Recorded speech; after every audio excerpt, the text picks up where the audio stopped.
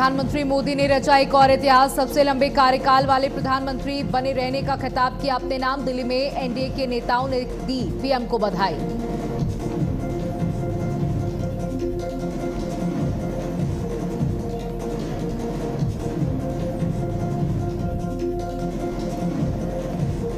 सोनिया और ममता बनर्जी की मुलाकात से सियासत तेज। सूत्रों के मुताबिक सोनिया ने टीएमसी को दिया विलय का ऑफर, ममता को राष्ट्रीय उपाध्यक्ष का दिया प्रस्ताव।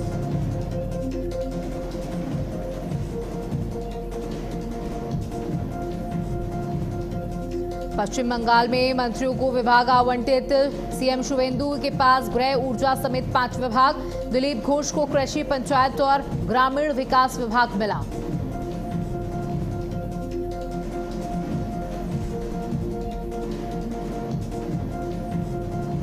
भारत अपडेट के कॉन्क्लेव में डिप्टी सीएम ब्रजेश पाठक का संबोधन। कहा, यूपी की शिक्षा प्रणाली छू रही नई ऊंचाइयां। मेहनती छात्रों के भविष्य से खिलवाड़ नहीं होने देंगे। पारदर्शी परीक्षा व्यवस्था से नकल पर लगा अंकुश।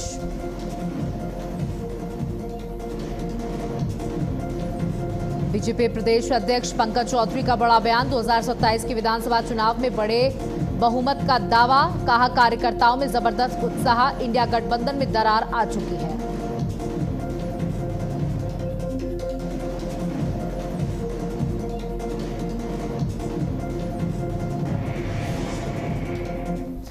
नमस्कार, आप देख रहे हैं भारत अपडेट। मैं हूं आपके साथ सौम्य अवस्थी। चलिए बात करते हैं मध्य प्रदेश की, जहां मोदी सरकार के 12 साल होने पर बुरहानपुर मोदी सरकार के 12 साल होने पर विशेष दिव्य अभिषेक का आयोजन किया गया। इस अवसर पर बुरहानपुर विधायक एवं पूर्व मंत्री अर्चना चिटनीस ने भगवान लक्ष्मी नारायण देव और हरिकृष्ण महाराज का अभिषेक कर प्रधानमंत्री मोदी के स्वास्थ्य, दीर्घायु, देश के उज्जवल भविष्य की कामना की।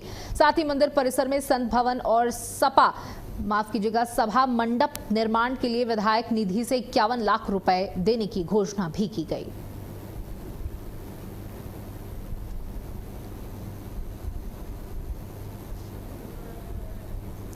तो मंदिर निर्माण के लिए 51 लाख की राशि दी गई। मोदी सरकार के 12 साल पर विशेष आयोजन सिर्फ मध्य प्रदेश में नहीं बल्कि पूरे देश में जहां जहां एनडीए शासित राज्य है वहां इस तरीके के कार्यक्रम किए गए। सुबह से तमाम मंत्री, अध्यक्ष, पूर्व मंत्री, जनप्रतिनिधि मंदिरों में पहुंचकर अभिषेक कर रहे हैं। भगवान की पूजा अर्चना की जा रही है।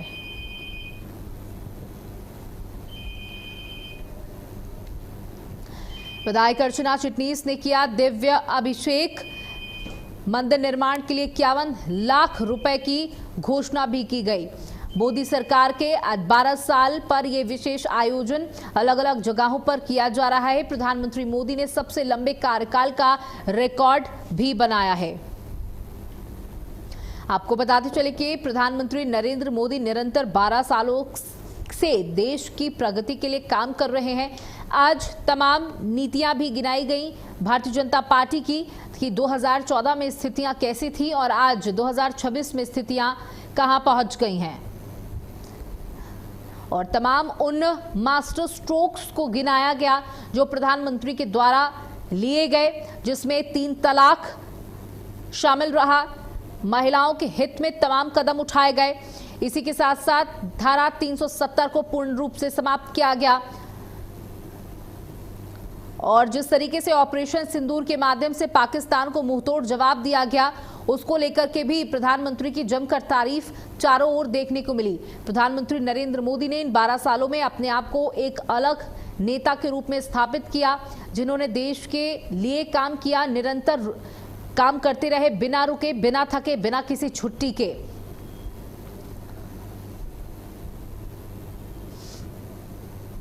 स्वामीनारायण मंदिर सिलमपुरा में रोज अभिषेक होता है। पूरे माह, अधिक मास, पवित्र मास है।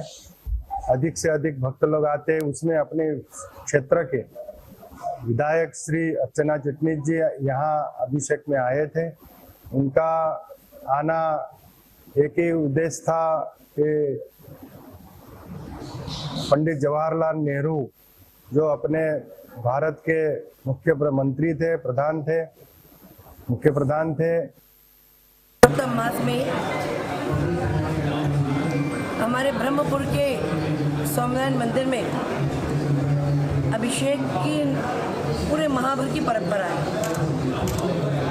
आज माननीय प्रधानमंत्री नरेंद्र मोदी जी को प्रधानमंत्री बनकर 4,399 दिन हुए हैं।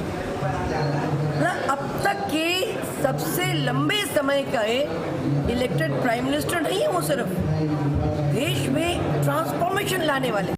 हमारे पूरे भारत का जिन्होंने काया पलट की है, ऐसे हमारे प्रधानमंत्री नरेंद्र भाई दामोदर दास मोदी। पहले हम बात करें जो नेहरू जी थे, पंडित जवाहरलाल नेहरू, उन्होंने 4,397 दिन पूरे भारत के ऊपर प्रधानमंत्री पद पर वो रहे और उन्होंने कार्य किए। उनके बाद इतना ज़्यादा लंबे काल तक किसी ने सत्ता का उपभोग नहीं किया। वहीं छतरपुर में खजुराहो सांसद वीडी शर्मा ने बागेश्वर धाम में विशेष पूजा अर्चना और हवन किया। उन्होंने प्रधानमंत्री के लंबे और स्वस्थ जीवन की कामना करते हुए कन्या पूजन भी किया। इस दौरान मीडिया से बातचीत करते हुए उन्होंने कांग्रेस प्रत्याशी के नामांकन रद्द होने के मामले पर प्रतिक्रिया दी। सांसद ने कहा कि इस घटनाक्रम में भारतीय जनता पार्टी की कोई भूमिका नहीं है और ये कांग्रेस की खुद की गलतियों का परिणाम है। उन्होंने विपक्ष पर आरोप लगाते हुए कहा कि अपनी विफलताओं को छिपाने के लिए भाजपा पर आरोप लगाना पूरी तरीके से निराधार है।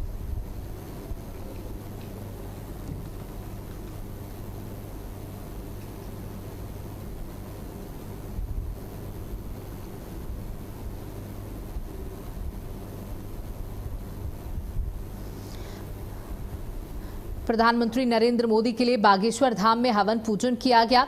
सांसद वीडी शर्मा ने विशेष पूजा अर्चना की, आप तस्वीरों में भी देख सकते हैं, और छतरपुर पहुंचे थे, वहां पर भगवान के दर्शन पूजन किए। तमाम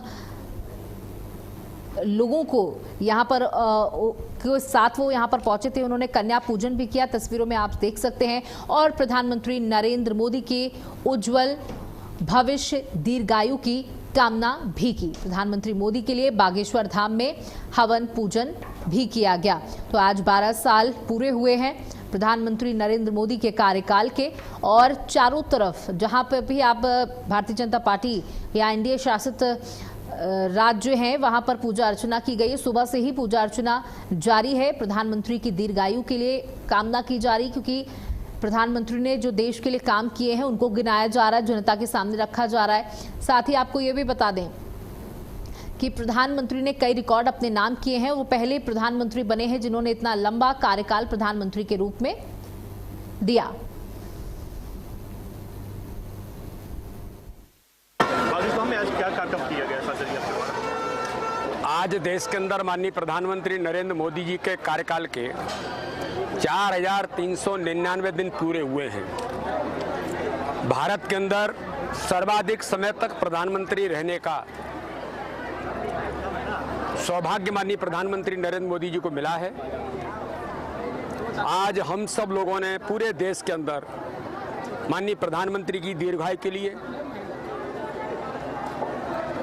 वो हमेशा आरोग्य रहें। वहीं पन्ना जनपद की दूरस्थ ग्राम पंचायत ललार एक बार फिर विकास कार्यों में कथित भ्रष्टाचार के आरोपों को लेकर चर्चा में है। ग्रामीणों का आरोप है कि सरपंच, सचिव, रोजगार सहायक और संबंधित सब इंजीनियर को मिली भगत से शासन की लाखों रुपए की राशि का दुरुपयोग किया गया।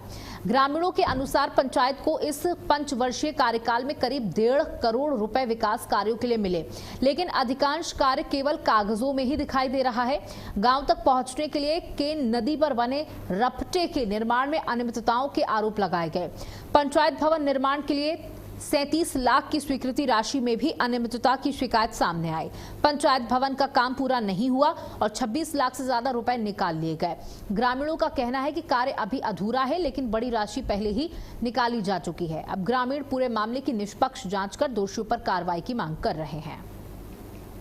तो पंचायत भवन निर्माण में लाखों की गड़बड़ी यहां पर देखी गई। रपटे निर्माण में धांधली पर ग्रामीणों का गुस्सा, विरोध देखने को मिला। बता दें कि उनका कहना है कि 1.5 करोड़ रुपए खर्च किए गए, फिर भी गांव की हालत कैसे खराब हो सकती है। उनका कहना है सरकार की तरफ से गांव के लिए 1.5 करोड़ रुपए की राशि दी गई, लेकिन वो राशि धरातल पर नहीं उतरी। लोगों की जेब में पहुंच गई। कई ऐसे नाम सामने रखे गए जिनको लेकर शिकायत की गई। रपटे निर्माण में भी धांधली की बात सामने आई, जिस पर ग्रामीणों ने जमकर विरोध भी किया। 1.5 करोड़ की राशि की बात कही गई है कि 1.5 करोड़ राशि मुहैया कराई गई, लेकिन जमीन पर कुछ नहीं उतरा, यानी जनता के लिए कोई काम नहीं किया गया। सड़कें वैसी की वैसी रहीं, नाले वैसे के वैसे ही रहे।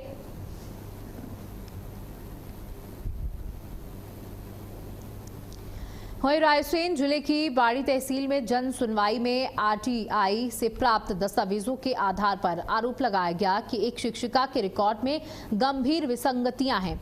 दस्तावेजों के अनुसार शिक्षिका की जन्मतिथि और स्कूल प्रवेश वर्ष में विरोधाभास सामने आया। इस मामले की शिकायत जन सुनवाई में बाड़ी के स्थानीय लोगों ने रायसेन कलेक्टर से की है। इस मामले ने शिक्षिका की नियुक्ति और दस्तावेज सत्यापन प्रक्रिया पर अब सवाल खड़े कर दिए हैं। तो शिक्षिका के रिकॉर्ड में गंभीर गड़बड़ियां पाई गई हैं। जन्म तिथि और स्कूल प्रवेश वर्ष में विरोधाभास, यानी दोनों अलग अलग यहां पर प्रतीत होते दिखाई दे रहे हैं। मामले की शिकायत स्थानीय लोगों के द्वारा की गई। शिक्षिका के रिकॉर्ड में गंभीर समस्याएं पाई गई, जहां जन्म तिथि और स्कूल प्रवेश वर्ष की डेट ऑफ बर्थ और किस दिन से स्कूल ज्वाइन किया था उसको लेकर यहां पर गड़बड़ियां सामने आई।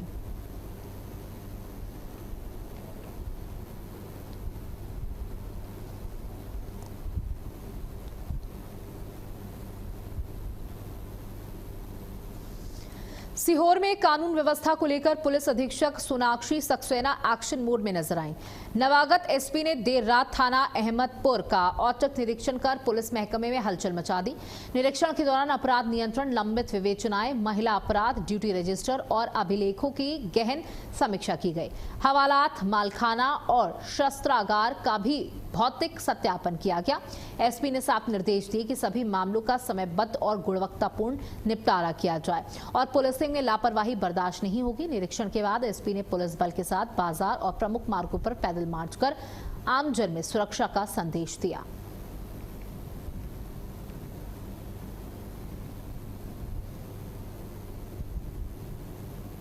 तो नवागत एसपी ने मार्च किया, अपराध नियंत्रण और लंबित मामलों की समीक्षा भी की है। बता दें कि हवालात और मालखाने का भी सत्यापन किया गया। पुलिसिंग में सख्ती के स्पष्ट निर्देश दिए गए हैं कि किसी भी तरीके की कोई कोताही नहीं बरती जाएगी। तो ये एसएसपी का पैदल मार्च,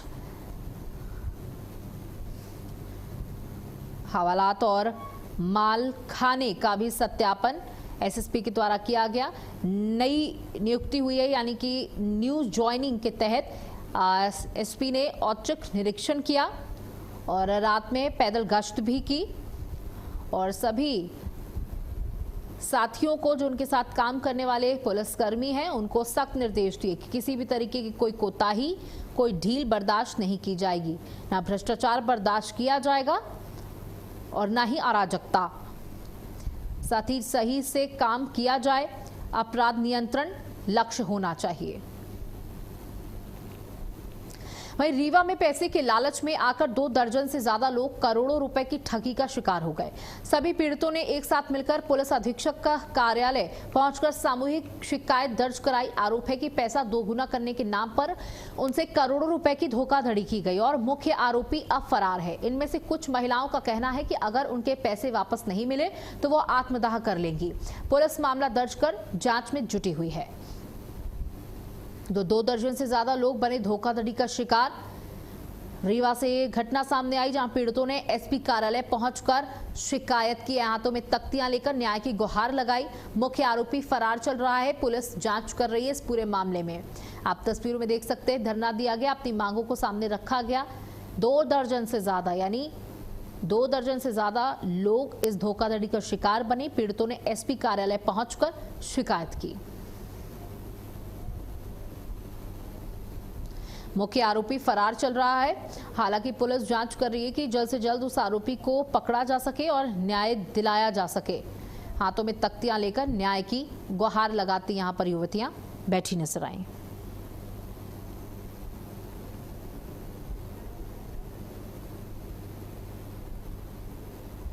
देखिए कुछ महिलाएं जो हैं अलग अलग ग्रुप्स में जो है पिछले महीने मुझसे मिली और शिकायतें दी हैं। शिकायतों में संज्ञान लिया गया है और इसकी जो जांच है वो सीएसपी कोतवाली को दी गई है।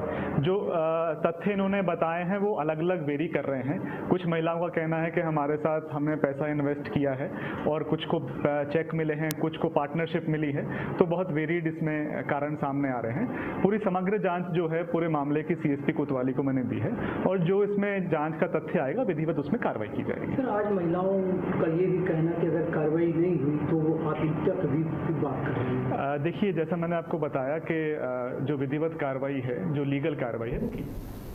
और यहाँ वक्त तो चला एक छोटे से ब्रेक का, जल्द लौटेंगे।